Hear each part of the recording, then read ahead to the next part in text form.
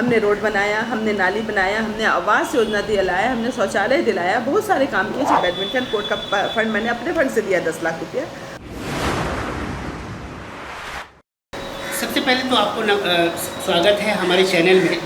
Madam, लगातार 15 साल से आप जनता की सेवा कर रही हैं और जनता को बताएं कि इस 5 साल में का कार्यकाल कैसा रहा।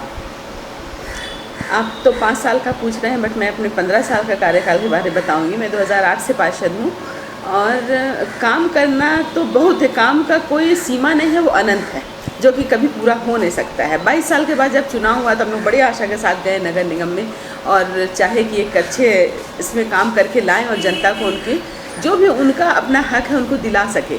लेकिन अफसोस कि इस 15 साल में भी पूरी बात को हम लोग नहीं, पूरे काम को नहीं कर सके। बहुत सारी समस्याएं ऐसे हमारे वार्ड में आप गुजरेंगे तो रांची का बड़ा 3 नाला हम लोगों को कवर करता है, जिसमें एक बसर नाला कहलाता है, एक अल्बर्ट कंपाउंड से होते हुए प्रेम पुल से होते हुए आपका दादी पुल होते हुए जाता है हरमू नदी, स्वर्णखा नदी। लेकिन उसको भी हम लोग सक्सेस नहीं हो पाते, फंडिंग नहीं है। नगर निगम में इतनी फाइटिंग के बाद भी हम लोग नगर विकास विभाग में भेजते हैं 14 फाइनेंस 15 फाइनेंस के लिए, पैसा के लिए, वो भी कहीं ना कहीं लटक जाता है। ये मुझे बहुत दुख देता है। मैं इतनी कोशिश करती हूँ कि मैं काम को सलीके से करूँ जिसके वजह से मतलब वो फ्लो रहे। जैसे कि नाला को आप पूरी कंप्लीट नहीं करेंगे तो कहीं ना कहीं जाके वो हार्म पहुंचाएगा, मैंने क्षति पहुंचा रहा है। आप 2 करोड़ का फंड देते हैं और 20 करोड़ का वहाँ काम है, तो उस काम के लिए 2 करोड़ कहीं ना जाके वो एंड हुआ, उस एंड वाले एरिया को बिल्कुल क्षतिग्रस्त कर दिया। तो हम लोग चाहते हैं कि जब जो भी काम मिले हम लोगों को तो वो पूरा उसको मास्टर प्लान बना करके उसको किया जाए, ताकि उस काम को हम लोग एंड तक पहुंचा सकें, जो कि देखने में भी सुंदर हो, मन को भी सेटिस्फैक्शन हो, जनता भी उससे खुश हो। एक तो ये बड़ी समस्या है। दूसरी समस्याएं हैं आजकल ये जो अतिक्रमण वाले, आपको पता होगा 2011 में हमारे वार्ड में एक अतिक्रमण हुआ था इस्लाम नगर के नाम से।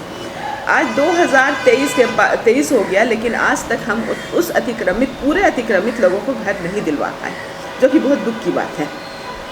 उसके लिए मैंने नगर निगम से लेकर मुख्यमंत्री से लेकर सेंटर तक गुहार लगाई हूँ। अभी मुझे कितना घर मिला आपको सुन करके बड़ा ताज्जुब होगा। 1000 घर टूटता है, उसमें 291 घर मिला है।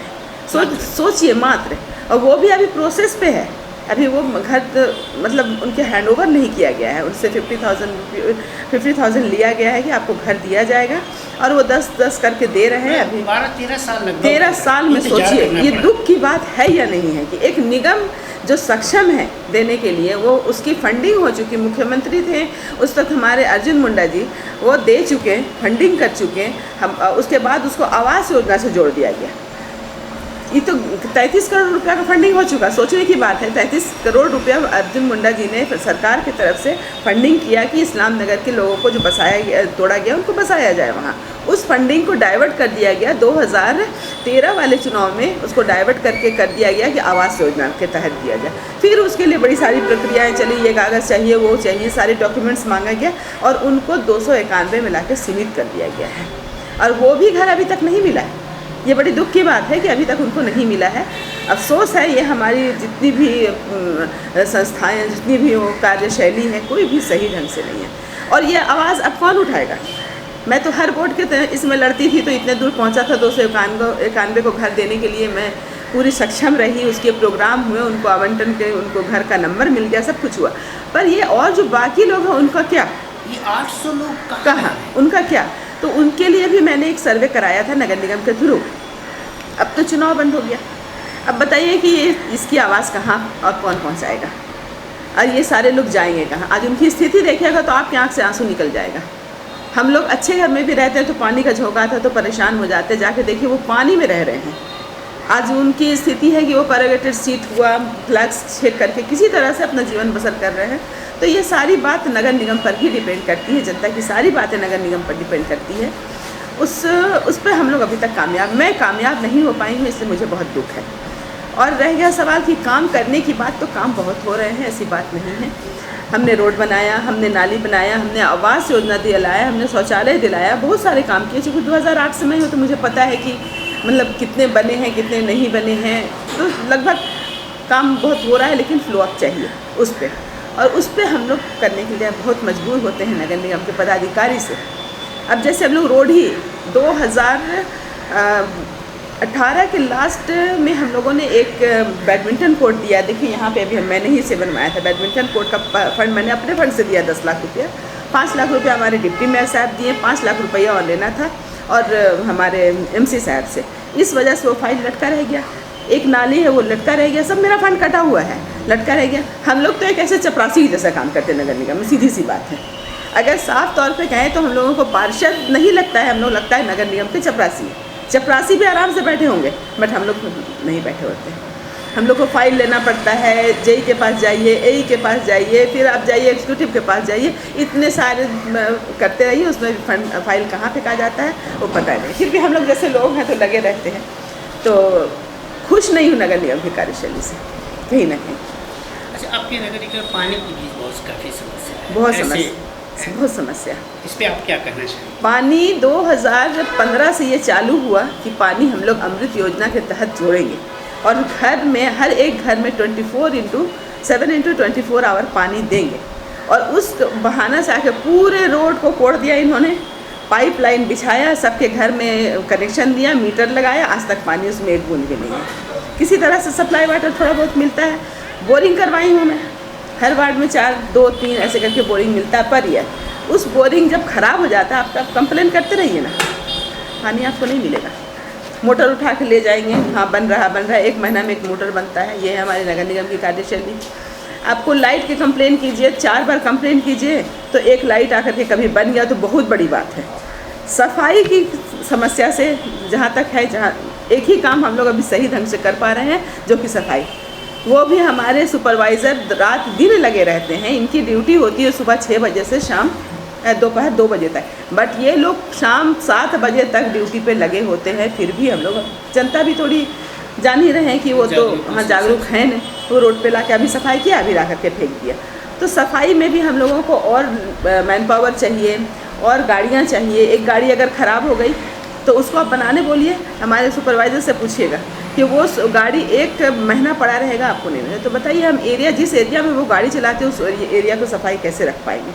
तो बहुत सारी समस्याएं अनंत हैं, काम भी अनंत हैं और पार्षद को भी अंत कर दिया गया है। इसलिए पार्षद जब तक चुन के नहीं आएंगे मुझे नहीं लगता है कि वार्ड की समस्याओं का समाधान हो पाएगा। ऐसे में क्या मतलब देना, सरकार को क्या करना चाहेंगी? सरकार हमारे साथ रहे, बस मेरा यही कहना है कि जनता की आवाज़ हम हैं, हम आवाज़ है सरकार की। एक छोटी सबसे निचली सरकार हम होते हैं, बट ऊपर आवाज़ देने के लिए हम ही हैं। तो कम से कम हमारी आवाज़ जब जाए तो उस पर संज्ञान लिया जाए, उस पर गौर किया जाए और जो फंडिंग है उसको बढ़ाया जाए हमारे लिए, क्योंकि सारी काम पार्षदों के थ्रू होता है। तो फंडिंग की अगर कमी रहेगी तो काम करना असंभव है। तो लगातार चूँकि लड़ाई नगर निगम और पार्षदों के बीच जो घमासान है वो हमेशा देखने को मिलता है, तो ऐसे में क्या कहना चाहेंगी? देखिए, लड़ाई होगी तभी काम होगा।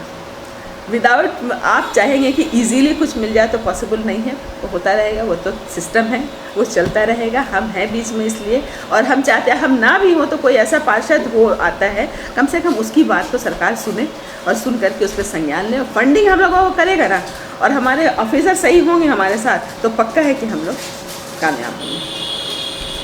इसके अलावा चूँकि 15 साल का कार्यकाल रहा है, क्या ऐसा चीज़ किए हैं कि जो आपको अपने आप में वो आपको आत्मगर्वित करता है कि हाँ ये हमने अच्छा किया, ये हमने मेहनत किया है? क्या ऐसा किया है अपने वार्ड? ये सबसे बड़ी बात है कि इस्लाम नगर का मुद्दा, ये यहाँ मिलने की बात ही नहीं थी। जब अतिक्रमण हुआ था तो इनको हटा के नागा बाबा खटाल उरुगड़ी गढ़ा में देने की बात हुई थी। ये लोग ऐसे परिवार से थे जो कि आसपास के घर में काम करके खाते थे, कुछ ठेला खोमचा लगा करके खाते थे। इनको अगर उतना दूर भेज दिया जाता तो ना उनकी परिवार कहीं आके काम कर पाती, ना वो खुद छोटा मोटा व्यापार चला सकते। जैसे कि कोई फुचका बेचते हैं, कोई सब्जी बेचते हैं, तो अपने एरिया में उनकी एक पकड़ हो गई थी।